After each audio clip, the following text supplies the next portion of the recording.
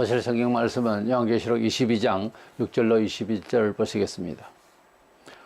또 그가 내게 말하기를 이 말은 신실하고 참된지라 주고 선지자들의 영의 하나님이 그의 종들에게 반드시 속히 되어질 일을 보이시려고 그의 천사를 보내시도다.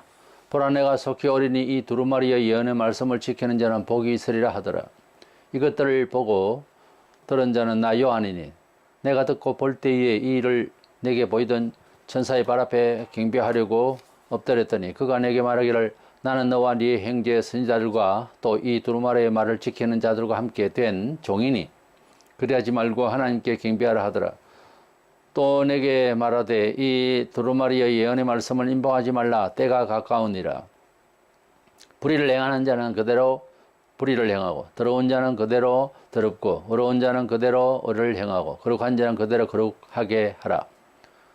보라 내가 속히 오리니 내가 줄 상이 내게 있어 각 사람에게 그가 행한 대로 갚아주리라. 나는 알파와 오메가요 처음과 마지막이요 시작과 마침이라. 자기 두루마기를 빠는 자들은 복이 있으니 이는 그들이 생명나무에 나가며 문들을 통하여 성에 들어갈 권세를 받으려 함이로다.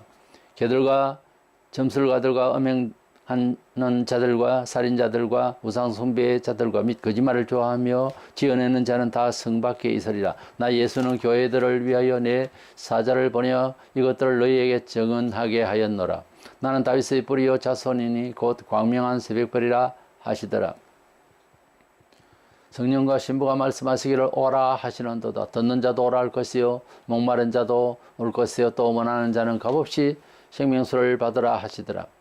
내가 이 두루마리의 예언의 말씀을 듣는 모든 사람에게 증언하노니 만일 누구든지 이것들 외에 더하면 하나님이 이 두루마리에 기록된 재앙들을 그에게 더하실 것이요 만일 누구든지 이 두루마리의 예언의 말씀에서 제하여 버리면 하나님이 이 두루마리에 기록된 생명나무와 및 거룩한 성의 참여함을 제하여 버리시리라. 이것들을 정언하신 이가 이르시되 내가 진실로 속히 오리라 하시거늘 아멘. 주 예수의 오시옵소서. 주 예수의 은혜가 모든 자들에게 있을지어다. 아멘.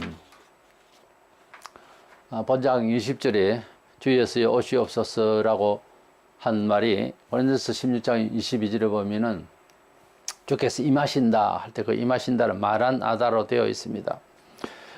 마라는 우리 주, 아다는 오다 뜻입니다. 이어서 읽으면 마란아다 그렇게 됩니다. 구분해서 읽으면 마란아다고요. 주 예수여 오시옵소서 그런 뜻입니다. 이래서 이 주제로 말씀을 살피고자 합니다. 먼저는 우리 요한계시록은 다른 성경도 다 우리 영혼을 깨우치고 깨워서 하나님 뜻대로 살고자 하도록 어지를 새롭게 해주시는 모든 역사가 있지만은 계시록은 종말론적 삶을 우리가 살 수 있도록 그렇게 경각심을 주는 책이라고 할 수 있습니다. 7절에 내가 속히 오리니 9절에는 예언의 말씀을 임봉하지 말라 때가 가까우니라 그랬습니다. 이 때라고 하는 것은 연도별 무슨 우리가 의식적으로 어제 오늘 내일의 이 시간 타이밍이 아니고 이 시간은 하나님의 시간으로서 소위 헬라어로 카이로스라고 하는 이 시간대는 이 말씀을 읽을 때에 우리 마음이 주님이 곧 오실 것 같이 그렇게 경각심을 가지고 의식화해서 살 수 있도록 하는 그러한 종말론적 삶을 우리에게 주시는 그런 효과가 있다고 하는 사실입니다. 우리가 무슨 일을 하든지 그 분야에 있어서 의식화가 된다고 하는 것은 굉장히 중요합니다. 예민한 일일수록 그 중에서 설교하는 시간, 목사의 마음은 최고조로 예민합니다. 예민하기 때문에 굉장히 민감해지고 그렇습니다. 또 다른 분야에서도 의사가 집도를 해야 하는 순간 그 부위가 좀 다르겠지만은 그때 잡생각이 날 만큼 수술 직전까지 정신이 혼란스럽다든지 차라리 늦게 시작하더라도 그렇게 시작하다가는 큰일을 나지요. 그래서 예민한 것이 어떤 분야든 다 그렇지만 특별히 예민해야 할 그런 분야일수록 더 경각심을 가져야 되는 거죠.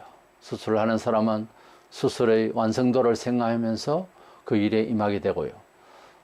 이래서 물건을 어떻게 아주 예민하게 취급해야 될 그런 기구를 또는 기계를 만들 때에 그 완성도를 생각하면서 굉장히 조절하고 긴장하고 그리고 최선을 다해서 뇌를 이제 활동을 시키는 그런 긴장감이 필요합니다. 공부를 할 때도 그렇고요. 하다못해 이제 너무 잘해서 무슨 일을 할 때 그것도 다 전문 분야가 있습니다. 거기에 대한 그 소위 느낌이 살아 있어야 되는 거죠. 그래서 느낌이 없고 그런 그 감각이 없으면은 할 수 있는 일, 어제까지 했던 일도 오늘은 다칠 수가 있거나 이 완성을 이루는데 완성도가 떨어지죠. 그래서 경각심이라는 게 너무 중요합니다. 태만하고 게으르고 이제 동쪽을 가면서 서쪽, 남쪽, 북쪽 이야기는 하고 이러면 그 완성도가 떨어지죠. 그리고 엉뚱하고 거짓될 수가 있습니다. 자기 의지 밖에 그런 일이 일어날 수가 있죠. 그래서 언제나 열심, 긴장, 최선 이것은 매우 중요한 겁니다. 어떤 일을 하든지 어떤 사람으로 살든지 간에 그런 의식화되는 긴장감, 긴박감, 디테일한 아주 그 섬세한 마음을 가지는 것이 매우 중요하죠. 우리가 그리스도인으로서 살아가면서 의사도 사람을 보면은 의사의 정신을 가지고서 봅니다. 이제 진찰을 하게 되고 그 사람의 건강 상태를 볼 때 기계도 동원해서 그래서 아주 긴장을 가지고 봅니다. 장난삼아 할 수가 없잖아요. 세상에는 그런 식으로 태만하고 하는 장난삼아 하는 일들도 혹은 사람들도 많이 있습니다. 근데 진정한 어떤 분야의 그 일을 맡은 사람이라면 그래서는 안 되죠. 우리 예수 믿는 사람은 영혼을 상대합니다. 육신도 아니고. 그래서 한 사람을 보고 어떤 멘트를 할 때에 거기에 긴장이 있어야 되고 진실함이 있어야 되고 아주 소중함을 여기는 그러한 내가 바라보는 내 마음 자체가 더 중요합니다. 이것이 안 된 상태에서 일을 하면은 종교꾼이 되고 직업꾼이 되고 사기꾼이 되는 것입니다. 이래서 우리가 하나님의 말씀 다 우리에게 유익하고 영혼을 위한 양식이지만 요한계시록은 이 마지막 시대에 살아가는 데 있어서 사회를 제대로 이해하게 되고 하다 보니 우리 마음이 더 긴장스럽고 하나님의 나라의 사람으로서 천국 백성으로서의 마음가짐이 달라지고 그렇습니다. 그래서 요한계시록은 단지 그 소망에 주 예수 오실 것을 소망에 차는 그런 어떤 그 문화적 요소 이런 거 말고 우리 자신이 존재감에 대해서 또 이 시대 역사 의식이 활발하게 움직이게 되고 생각이 강조되어지고 깨우쳐지게 되고 그렇게 됩니다. 그래서 요한계시록을 읽으시면 상당히 이 시대를 살아가는데 의식화하기에 상당히 좋을 것이라 그렇게 보는 것입니다. 오늘날 그 증명이 예수 재림 신앙이 상당히 약해져 있습니다. 뭘 하면 어떻게 복을 받는다 이런 이야기를 좋아하게 되는데 계시록을 읽으면 우리 기독교 신앙의 본질적인 그러한 예수 재림 신앙, 내세주의 신앙을 제대로 이제 간절할 수 있는 그런 동기를 마련할 수가 있습니다. 특히 계시록을 읽어야 할 이유에 대해서 10절에 또 내게 말하되 이 두루마리의 예언의 말씀을 임봉하지 말라. 때가 가까운디라. 마지막 때가 되었으니 마지막 때에 대한 예언의 말씀을 읽으라는 그런 뜻이기도 합니다만은 그런 말씀을 받은 사도 요한은 이 시절을 2000년 전이지 않습니까? 그러면 이 말이 무슨 말이냐? 이 때라는 말이 하나님이 가까워진다. 하나님이 인도하시는 그런 역사 의식이 가까워진다.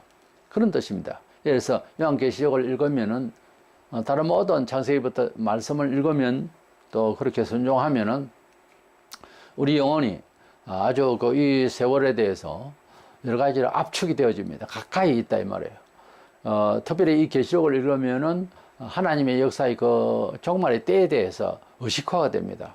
의식화가 되니 긴장이 더 되어지고 믿음이 더 강해질 수가 있는 것입니다. 어디에나 선수도 그렇고 승리하고 달리기 선수 같으면 1등을 제일 선두에 선다는 마음의 의식을 가집니다. 그것이 얼마나 강렬하느냐에 따라서 인내와 그 인내하고 소망이 가득해지면은 몸 자체가 달라집니다. 우리 몸이 소위 일상이 아닌 소위 기적이라 할 수 있는 일을 해내는 사람들은요, 그 일의 그 완성도에 대해서, 그 일의 끝에 대해서 아주 소망이 충만하기 때문에 그 일을 이룰 수가 있어요. 그 일을 못하고 몇 년이고 수십 년이고 그냥 이제 좀 격하게 말해서 막 살아버리면은 살아온 과정에 있어서 한 번이라도 간증할 만한 그런 간절한 시간이 없어요. 그냥 되는 대로 사는 거죠. 사실은 대부분 그렇게 살아요. 그러니까 안 되는 거예요. 우리가 어떤 일을 소원을 했으면 그 일에 대한 그 궁극적인 그 완성도를, 그 응답에 대해서 아주 마음에 품고 있으면 그 일을 위하여 온 오장육부가 긴장을 합니다. 그게 필요해요, 사는 데서. 그런다고 해서 사람이 여유가 없냐? 그렇지 않습니다. 오히려 그런 사람이 훨씬 시간적인 여유를 잘 만들어낼 수 있어요. 태만하고 노는 사람이 시간이 없지. 그렇습니다, 원래. 이래서 우리가 요한계시록은 이 마지막 시대의 역사의식을 분명히 해서 하나님이 우리와 함께 하시고 또 다시 오실 주님이 오실 때에 내가 떳떳하게 서리라, 이런 정신으로 살 수가 있다 이 말이에요. 이 예언의 말씀, 이 계시의 말씀은 마지막 때가 되었기 때문에 이제 우리는 많이 읽고 알려고 해야 됩니다. 그러나 구약 다니엘서 12장 4절에는 보면 다니엘아 마지막 때까지 이 말을 간수하고 이거를 봉함하라. 예언의 말씀이 구약에도 여러 군데 나옵니다. 특별히 다니엘서에 많이 나오는데요. 그러나 다니엘에게는 예수께서 재림하실, 아직 탄생도 안 했었는데 재림하실 내용을 구체적으로 말해줄 수가 없었습니다. 그래서 마지막 때에 대한 스케치만 해주시는 이 말씀을 봉함하라, 즉 가르치려고 하지 마라 하는 뜻입니다. 주님께서 오시고 또 주님께서 재림하실 것까지 그렇게 잘 보면 내용이 있습니다. 근데 그것을 그렇게 소상하게 설명을 하질 않았었어요. 대충 알게 하는 겁니다. 그래서 이 글을 봉함하라 했습니다. 그러나 요한이 주님께서 다시 오실 것에 대해서 이 예언의 말씀을 받고는 인봉하지 말라 하는 명령을 받았습니다. 그렇기 때문에 우리가 계시록을 안 봐야 된다든가 무서운 이야기다든가 이게 전부 잘못된 거예요. 계시록은 우리에게 세상이 아무리 악하고 아주 큰 적그리스도의 666에 대해 환란까지 있고 하더라도 하나님 우리 편이시어서 우리가 반드시 이기게 될 것이다 하는 점을 말씀하려고 하는 겁니다. 구약시대 보세요. 애굽에서 스스로 나올 수 있었습니까? 홍해를 그냥 건널 수 있었습니까? 광야 생활을 어떻게 하죠? 농사도 하지 않고 아무것도 하지 않는데 하늘에서 만나가 떨어지고 요단강을 건넜습니다. 여리고성을 넘어뜨렸습니다. 이 모든 일들을 이제 미래에 두고 있는 이스라엘 백성에게 믿으라. 이러면 믿기 참 어려웠겠죠. 그러나 지도자를 세워서 그 믿음을 본받고 그 순종을 하기 위해서 끌고 갈 때에 그대로 가지게 되었던 것입니다. 그거나 지금 말세에 대한 이 내용이나 같은 이야기예요. 우리가 그런 일이 있으니까 우리는 애굽에서 그냥 살자 이렇게 해버리면 어떻게 해요? 계시록은 무서워.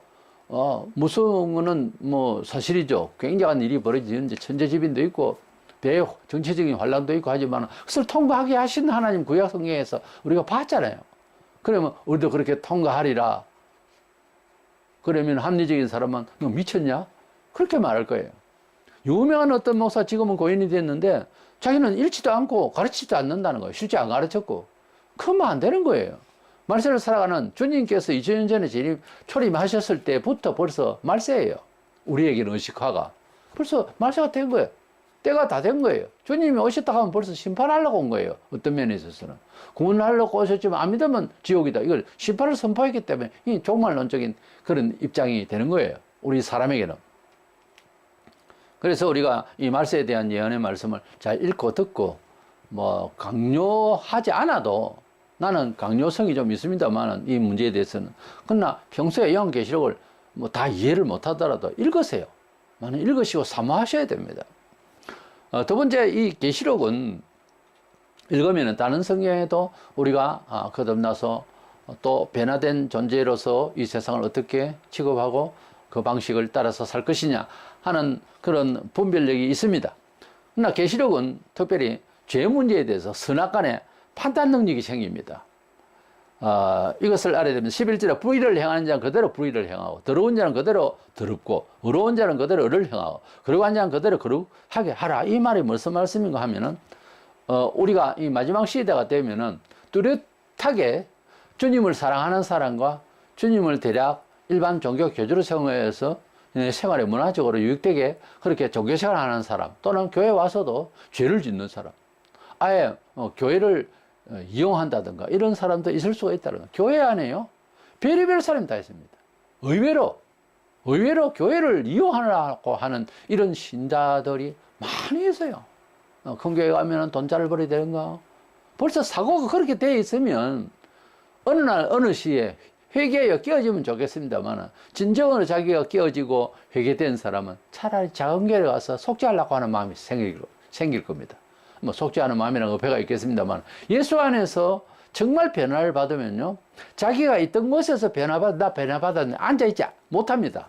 대부분 신앙 양심이라는 게 아예 본래대로 돌아가는 겁니다. 그 본래대로라고 하는 것은 내가 자유할 수 있지만은 내가 정말 회개하고 돌아선 것을 보이기 위해서 어떤 면에서는 버렸던 곳으로 찾아갑니다. 그게 진정한 변화예요. 그런 사람이 잘 있습니까? 잘 없습니다.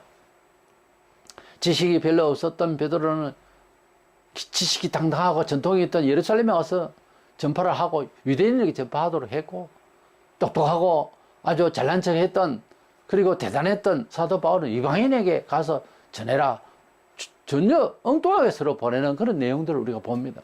우리가 하나님 앞에서 변화되면은 자기가 정말 애지중지했거나 또는 많은 시간을 보내거나 하는 아주 세상에서 필요한 그런 것에 아주 존경을 받았거나 전문가적인 그런 입장에 있던 사람이 변화를 받잖아요. 그 쓰임을 세속적으로 안 해요. 이제는 완전히 그 능력과 그 모든 것들을 주를 위해서 돌이켜버립니다. 그 자리에서 잘 먹고 잘 살고 나는 이제 예수 믿으면서 기도하면서 살리라. 그거 기복주의고 종교주의예요. 그는 기독교를 종교로 한다고. 그 사람은 나이트클럽에서 노래 부르고 돈 많이 벌었던 사람이 예수를 믿었습니다. 또 나이트클럽에서 계속 돈을 번다. 말이 안 되는 이야기예요. 말이 안 되는 이야기예요. 세속적인 노래를 가지고서 아주 발표하고 돈 많이 벌기 위해서 기도한다. 그건 말도 안 되는 거예요. 불교에 가도 그건 안 맞아요. 이래서 우리는 이 마지막 시대의 계시록의 말씀을 통하여서 먼저는 내 자신이 이것은 선택이 잘못됐다, 잘됐다, 이런 것을 명경처럼 환하게 볼 수 있도록 그렇게 되어지고요. 계시록은 많이 읽을수록 감각이 살아서 선과 악에 대해서 굉장히 그 분별력이 생겨서 취급하는 데에 스스로가 아는 것이 병이라고 어떤 면에 있어서는 아무렇게 취급하던 것을 하지 못하게 하고 마음에 성령께서 인도하시면 또 육신은 그냥 괜찮아, 그렇게 사는 것 아니냐, 이래가지고 막 갈등이 생기면, 옛날에 갈등을 안 했는데 계시록의 말씀을 가지고서 말세론을 이렇게 알고 예수님이 재림하실 것을 알게 되면요, 자기 컨트롤이 달라져요. 사람이 전에는 뭐 아무 고민도 없고 편안하게 살던 사람도요, 예수 안에서 긴장이 올 때, 뭐 계시록만 가지고도 그런 건 아닙니다만, 계시록은 특별히 선악간의 분별력이 생겨요. 그래서 사람이 삶의 방식과 취급하는 면에 있어서 흡족해 하는 정도까지도요, 이것이 어떤 절제와 이것이 어떤 구분력이 굉장히 밝아져요. 그래서 계시록을 많이 사모하면 좋겠습니다. 14절에는 자기 두루마기를 빠는 자들은 복이 있다. 다 자기 두루마기를 빠는 자가 누구냐 하니까 두루마기, 옷을 이제 세탁하는, 즉 마음의 믿음의 옷을 세탁하는 것. 구체적으로는 내가 그동안에 예수님을 이렇게 잘 못 믿었는데 오늘부터 이제 바로 믿어야 되겠다, 이런 마음을 가져서 변화를 추구한다든가, 아니면 매일 나는 부족해, 그래서 매일 샤워하듯이 매일 하나님 앞에 잘못을 돌아보고 자기를 견책하고, 그리고 이제 변화를 추구해서 삶의 방향을 위하여서 생활 구조조차도 바꿔버립니다. 직장도 바뀌게 되고요. 이렇게 믿음의 옷을 바꾸는 이런 마음이 있는 자들은 말세에 은총받을, 구원받을 사람들의 그런 태도가 아닌가 하는 것입니다. 그리고 이렇게 살지 않고 마지막 때라고 하는데도 뭐 교회 안이나 밖이나 마찬가지입니다. 15절에서는 온갖 죄로 인해서 벌받을 자들은 성 밖에 있으리라. 이것은 지옥 간다는 거죠.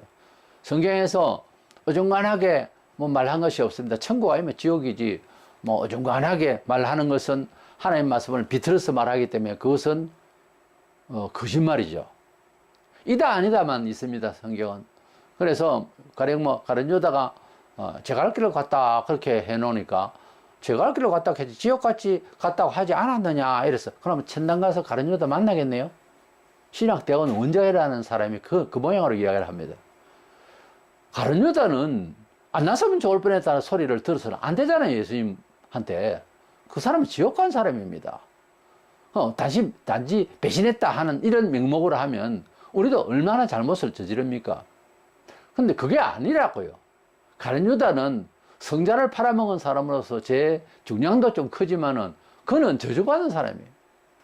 구원받을 사람이 그래 목매어서 따라서 죽어서 떨어져서 주빛한 돌에 언덕에 묶였기 때문에 그래서 떨어져서 그가 돌에 받쳐서 아마 창자가 그래서 배가 터져서 흘러나왔다 그랬는데 그게 하늘나라 갈 사람의 모양이냐고요. 그 모양이냐고요. 성도가 그래서 죽을 때 우리 보통 일반인도 그런 말을 하잖아요. 어떻게 죽느냐는 그가 어떻게 살았느냐를 말한다는 거잖아요.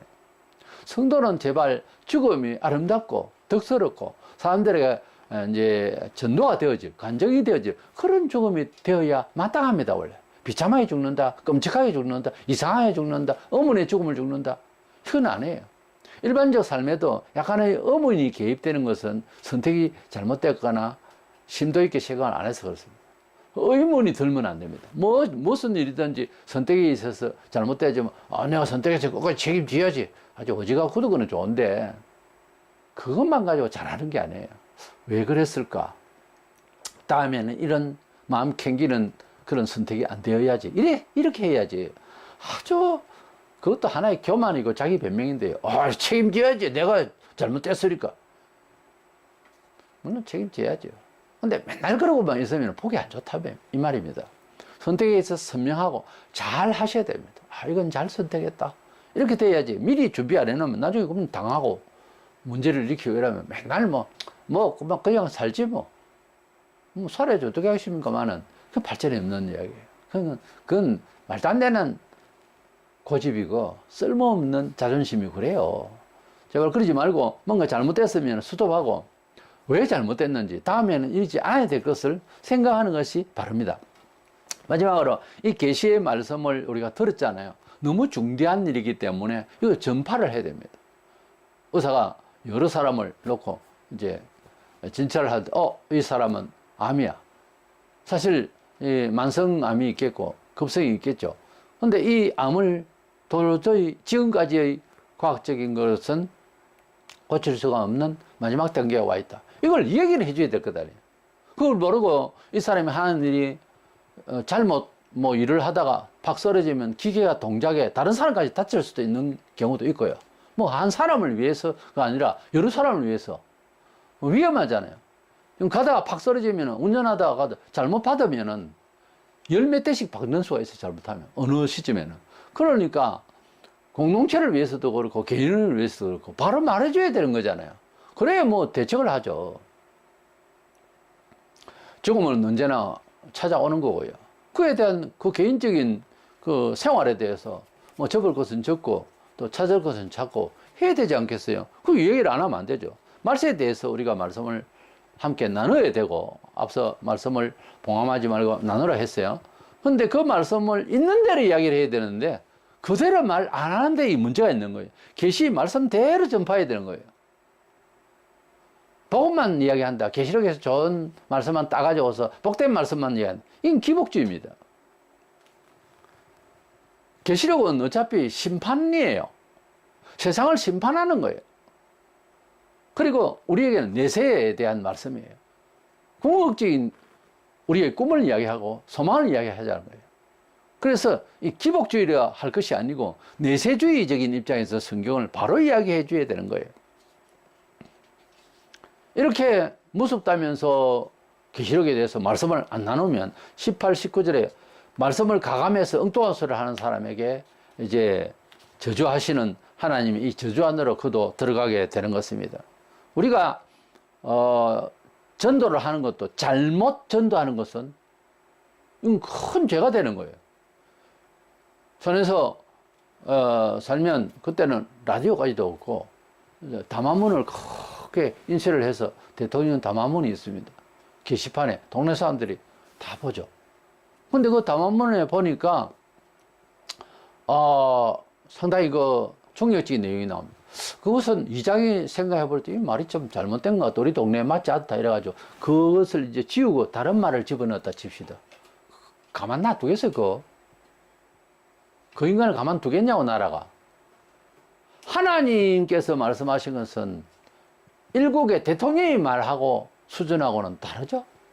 신의 음성을 비틀어서 그렇게 하여라 하는 말도 그렇게 하면 어떻겠니라고 말을 하는 것도 잘못된 거예요. 명령을 해서 그것을 듣지 않으면 바로 처단을 한다고 하는 말씀이 있는데 그것을 상담적으로 말을 해가지고 될 일입니까? 우리가 전달하는 데 있어서 사람마다 상황마다 궁극적인 목적은 같지만 말을 좀 다르게 할 수는 있어요. 그 마음을 열게 하기 위해서. 그런데 끝까지 목적까지도 아마 해도 되고 안 해도 되는데 하는 게 좋지 않겠냐.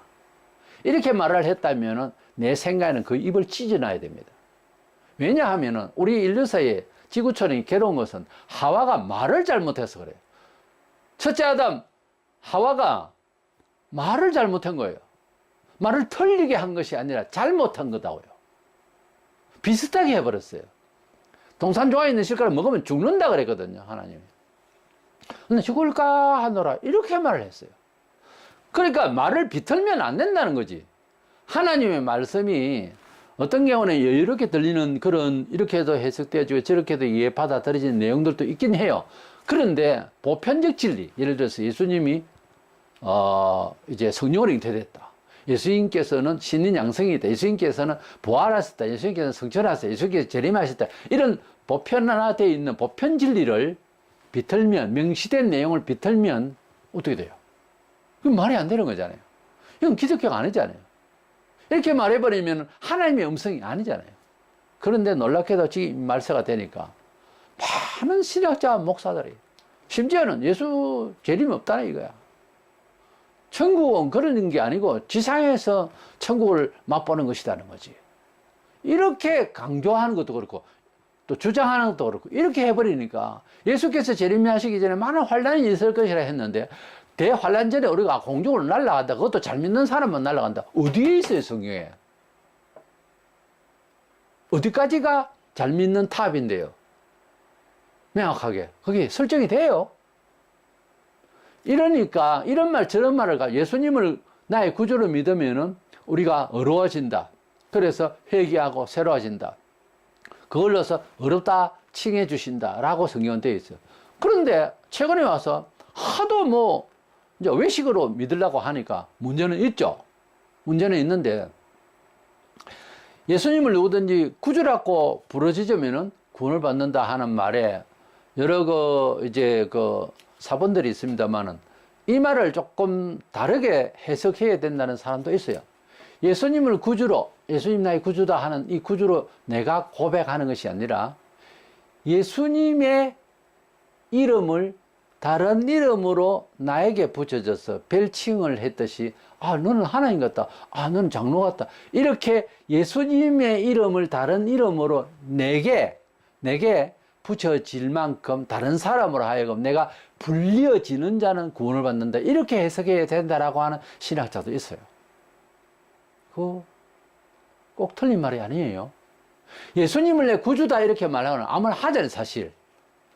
근데 당신은 예수님을 믿는 성자 같다. 이런 어떤 별칭으로 나를 그렇게 불리움을 받는 사람은 구원을 받는다. 라고 읽어야 된다. 라고 말하는 사람도 있어요. 로마서에 있는 말씀을. 나 그건 반 이상 동의하고 싶어요. 우리가 예수님을 믿으면 다른 사람을 하고 저 사람 예수를 믿는다. 예수쟁이다. 이것도 다른 별칭이에요. 그런 말로 불림을 받아야 되는 거예요, 사실은. 누구든지 예수를 주로 시인하면 구원을 받는다 하는 이 말에 잘못 오독하면 그냥 입만 벌려서 말만 하면 된다라고 착각하기 쉬워요. 근데 진정으로 예수님을 구주로 믿으라고 했지 않을까요, 성경은?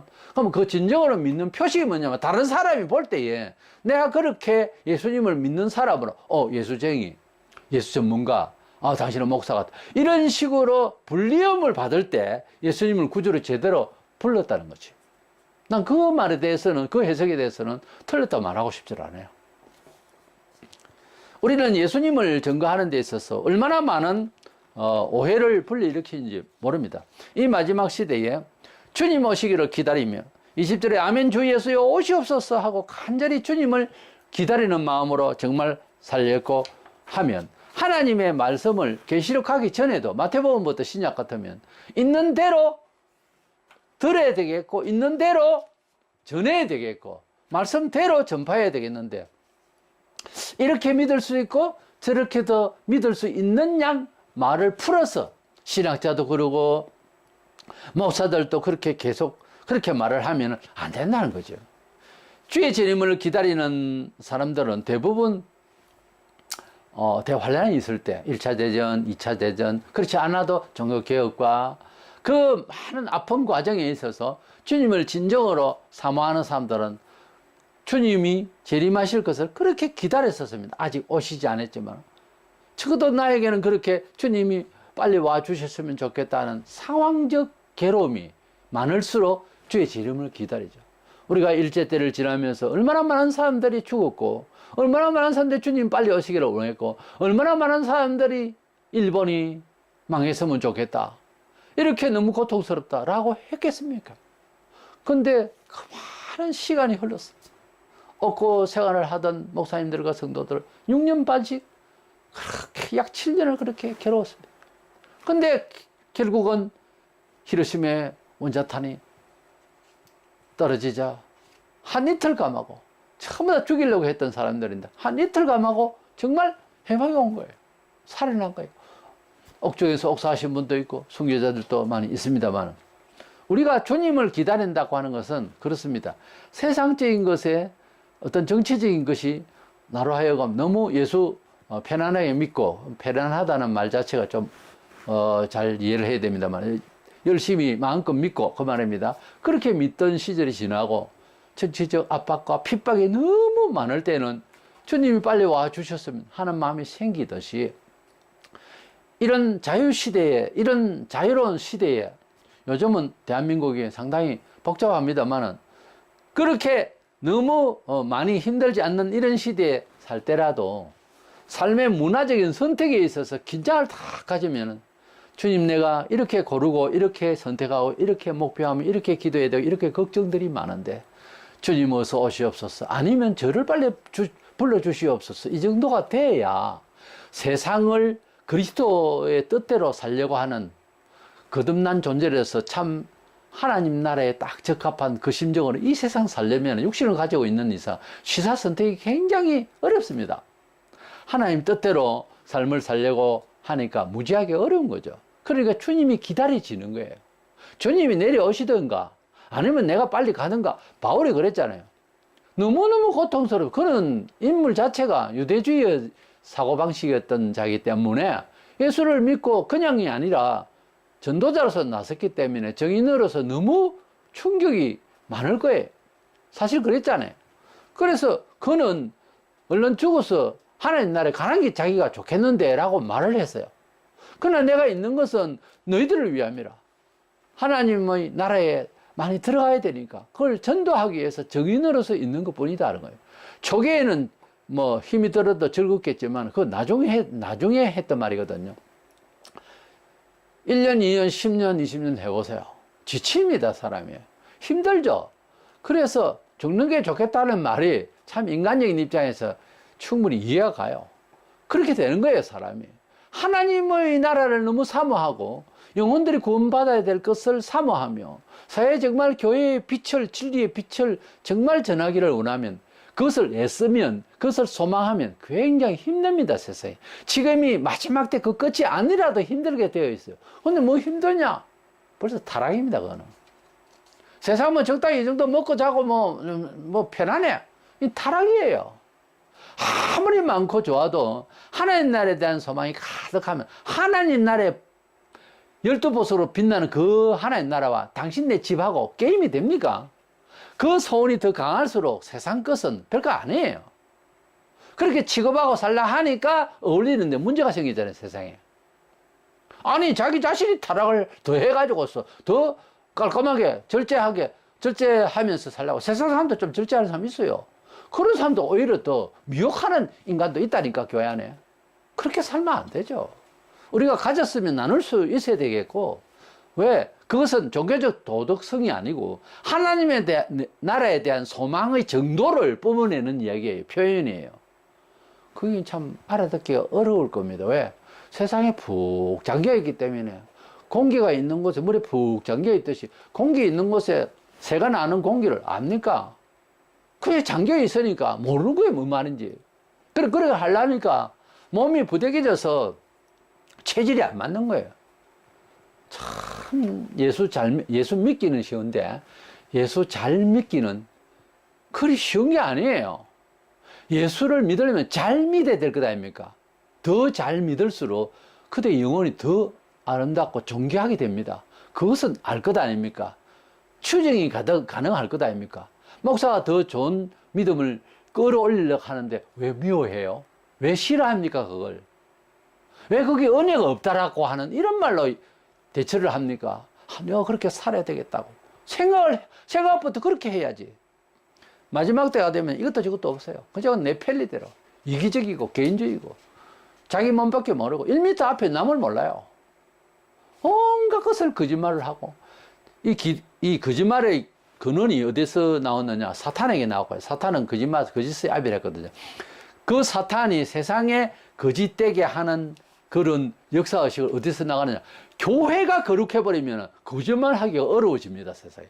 교회가 진리대로 말을 안 하니까 자꾸 겁을 안 내고 이 세상에 더 거짓말을 많이 하는 거예요. 세상이 너무 악해지고 너무 거짓말을 계속 더 많이 한다 하는 것은 교회가 어떤 면에서 책임이 있어요. 지역에서, 그 직장에서 성도들이 빛을 발하지 못했기 때문에. 세상에 뭘 하는 게 저울도 다 거짓말을 해요. 뭐 특수한 입장을 이야기해서 미안하지만, 예를 들어서 안경을 이제 새롭게 맞춘다 할 때, 뭐 세상에 공짜가 없잖아요. 이제 오픈하면서 좀 싸게는 할 수 있겠죠. 근데 안경 그 두께라는 게 있어요. 뭐 예를 들어서 0.7mm, 0.3mm, 1.5mm인데, 뭐 선택은 내가 0.3mm를 했는데, 0.4mm 그 간격을 알아요. 그냥 그 사장을 믿는 거죠. 그 표시가 잘 없잖아요. 어떻게 알아요? 얘를 깎아가지고 붙여놨. 그냥 뭐 끼는 거죠. 세상에 믿을 것이 하나도 없어요. 그래서 측정기를 가지고 딱 집어보면 바로 나오죠. 우리가 하나님의 나라 외에는 이 세상에 이런 물건 다는 것도 그렇고, 뭐 중국에는 중국 사람들이 그렇게 한다고 하는데, 전자무게 재는, 이 전자무게 재는 것도 저울도 뒤에서 조절해가지고서 리모컨으로 그냥 그렇게 해서 잡혀가고 뭐 하는 일이 있을 때, 세상에 옳은 게 하나 없어. 순살 뭐 아파트 기둥을 안 세우나 무서운 거예요. 예수 믿지 않는 세계에 믿는다 하더라도 그래요. 하더라도 확인을 해 들어가면은 제 생각에 99%는 거짓말이에요. 정상적이질 않다고 다 거짓말은 알고도 썩는 거지 뭐. 네. 어느 정도껏 시대에는 그것이 너무 격차가 나면 고발을 해야 되는 거예요. 사회 정화를 위해서. 그런데 한두 가지 아니잖아요. 정치인은 더 하죠. 뻔하게 잘못해놓고 뭐 그냥 뭐 뻣뻣하게 다닙니다. 야, 이걸 보고 있는 국민들은 정서상 너무 괴롭죠. 너무 참 허무한 세상을 사는, 환멸 같은 세상을 사는 거죠. 그러나 우리에게는 천국이 있고요. 먹는 음식도 다 거짓이 많아요. 예? 아주 거짓이 많고 거짓말 많이 하죠. 식당, 어디 뭐 사업처, 뭐 정치인제 사회는 모든 면에서 다 마찬가지예요. 거짓 없는 게 없어요. 특별히 한국은 더해 지금. 왜 그럴까? 교회가 정상이 아니고 진리를 벗어나 있으니까 마귀가 춤추는 거예요. 세인들이 더 거짓말을 할 수 있는 그런 마음이 이제 열리게 되는 거죠. 이거 교회가 책임이라고 생각합니다. 교회가 갈수록 세상을 밝게 했으면 어두운 짓거리가 없어지는 거예요.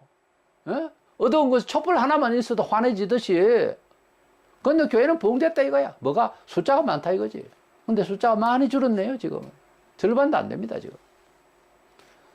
우리가 이 계시록을 읽으면은 세상의 정도를 알게 되고요. 또 우리가 하나님의 백성으로서 정체성을 알게 돼. 완전 그 자리에서 대립되는 각을 세웁니다. 그래서 왜 그렇게 어렵게 살아야 되느냐라고 교인끼리도 말을 할 수가 있어요. 그런데 내 영혼이 잘 되고, 영혼이 잘 되고 각을 세워서 핍박을 받으면 받을수록 잘 됩니다. 원래 복을 받아요. 은총을 받아요. 이 음식이 잘못된 것을 갖다가 알고도 주여 기도하는 마음으로 그렇게 진다 하니 먹는 겁니다. 뭐 그렇다고 독약을 꿀떡꿀떡 마시라 그 말이 아니고요.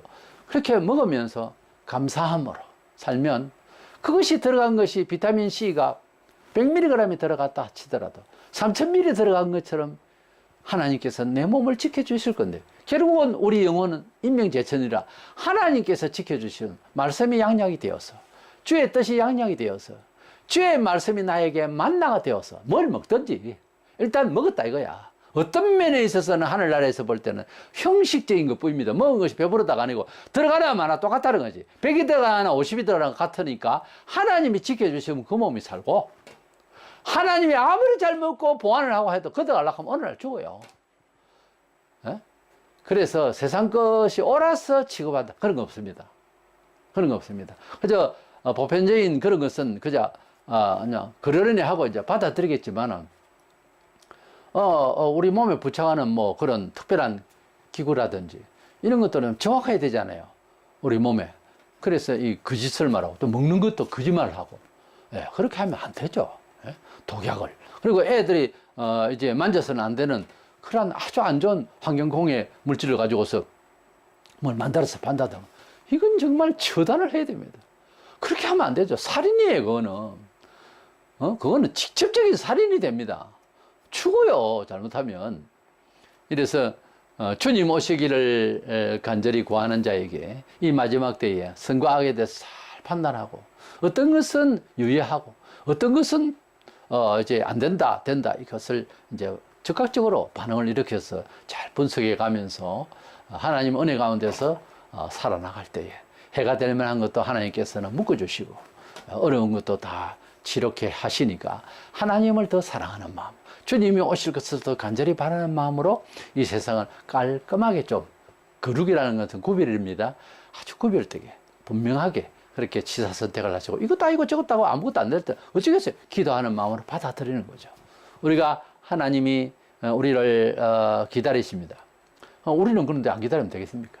하나님께서, 주님께서 우리를 찾아오시려고 어떤 기한이 찰 때까지 지금 계십니다.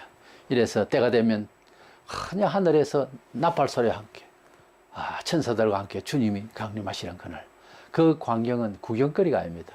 심판으로 내려오십니다. 우리의 한진 세상을, 우리 각자의 마음의 서글픔을 전부 눈물로 씻겨주시며 그 악당들을 전부 지옥으로 보낼 그 시원한 그 날이 올 것입니다.